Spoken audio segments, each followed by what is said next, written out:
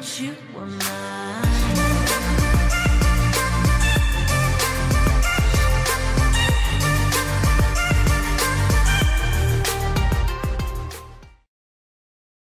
What's good, bro? We back in here. Today we're going to be talking about Attack on Titan 2. If you guys don't know what Attack on Titan 2 is, Attack on Titan 2 is an action RPG game that is based off the anime / manga series Attack on Titan. It's also the sequel to the original game Attack on Titan. I mean, that's pretty self-explanatory. The game is called Attack on Titan 2. I would definitely recommend that everyone watching this video would check out the manga or check out the anime before continuing this video, just because it is going to include some spoilers that you're going to want to know about, especially the anime, not so much in the manga. Matter of fact, I'm probably not going to have any spoilers from the manga, even though I do read the manga, but yeah, definitely check out the anime. Please notice how I said to check out the anime. I didn't say anything about checking out the first game. After this game has been released, I feel like there's really no point in you playing the first game, to be honest. But DBZenkai, why is that? Well, to be honest with you, Jimmy, I'm gonna just say this. There's a lot of stuff that happens in the first game that happens again in the second game. But there's some stuff in the second game that does not happen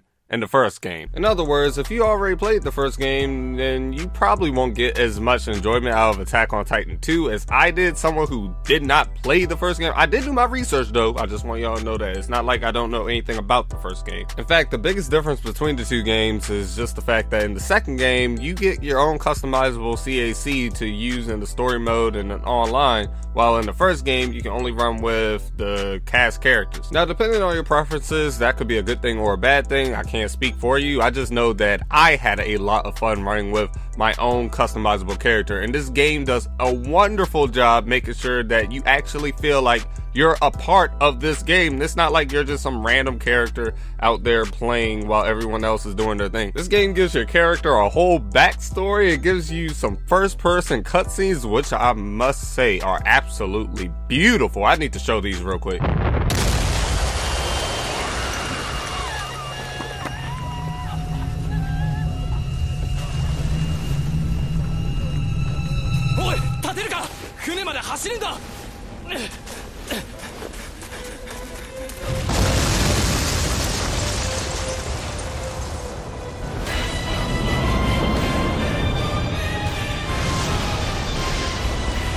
Magnificent. Not every single cutscene is in first person. Of course, I feel like that's pretty self-explanatory. Well, actually, some people might not have known that, but just know that not every single cutscene is first person, though there are a lot of first person cutscenes, which I actually enjoy. I love the fact that they have a good balance in between both. There's a lot of first person, and there's a lot of cutscenes where literally your character isn't even near what's going on. As you progress through the story mode, you will be able to upgrade your character by getting better skills, you'll be able to get better equipment, and you'll be able to boost your friendships with other characters in this story. Your relationship with other characters is very important because this is really how you get the really good stuff that you need for your character, especially when it comes to training, because it's best if you train with a character you have a good relationship with. Long story short, just know that it makes the training a lot less stressful. But DBZenkai, what does training do? I'm glad you asked, Jimmy. Training is how you get your attributes up. This is something you will need. You will need to train. However annoying it really is, you must train. Speaking of training, you have to actually go through like a little training camp at the beginning of the game with your CAC, and I'm so glad that they had this because I'm be honest, I really felt like one of those noobs just trying to learn how to work the ODM gear. And I'm sure we all know what would have happened to me if they had just sent me out there in front of a Titan without teaching me how to really use this thing. Your ODM gear is how you move around and fight Titans, and honestly, this makes this game so much fun. How you're just in the air flying around slashing necks. It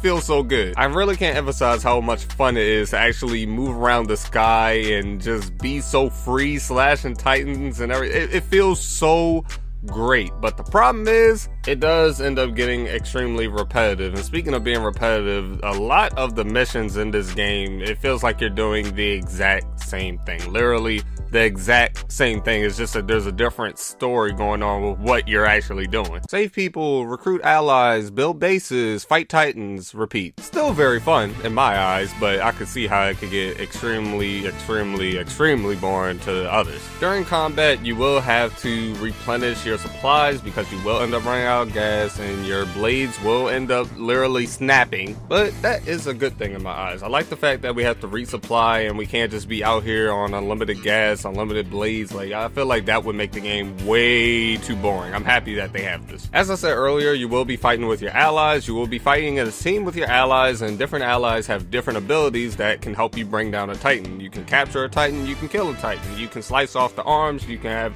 some allies who actually give you some medical support, and if you're lucky enough, you'll even get an ally or two that can turn themselves into a Titan, if you know what I mean. All of these things help you fight your Titans, and they also help make the game fun. Another thing that makes the game very fun is actually another mode. And yes, the game mode is literally called another mode. If you guys don't know what another mode is online multiplayer. In online multiplayer, you can play against your friends or you can play with your friends. Both are very, very fun to do. There are two ways you can play with your friends. You can either bring a friend with you on a scout mission, or you could bring a friend with you in annihilation mode, as in they can be on your team. Or you can play against your friends by having them on the other team in annihilation mode, or playing predator mode with your friends. Predator mode is how you play as the Titan itself. You can also do this offline by going to your research facility and using the Titans that you've captured. My favorite two modes would definitely have to be scout missions and annihilation mode. Now, you guys should already know what you're doing in scout missions. I mean, they're co-op and you're pretty much doing the same exact objectives that you would have to do whenever you're playing anything in this game other than like predator mode. Annihilation mode is 4v4. Whoever kills the most Titans with the most point value ends up winning. You can also steal kills from your opponents, but they can do the same thing to you. Whichever team has the most points at the end of the game wins. Attack on Titan 2 is a very fun game. It has a wonderful OST. The animation is absolutely amazing. The gameplay feels fluid. The adaptation from the anime/manga series Attack on Titan into a video game was done absolutely great, but I feel like the biggest drawback for this game is the fact that it's way too repetitive. I can definitely see how someone who's already played Attack on Titan 1 will end up not getting as much enjoyment out of this game, Attack on Titan 2,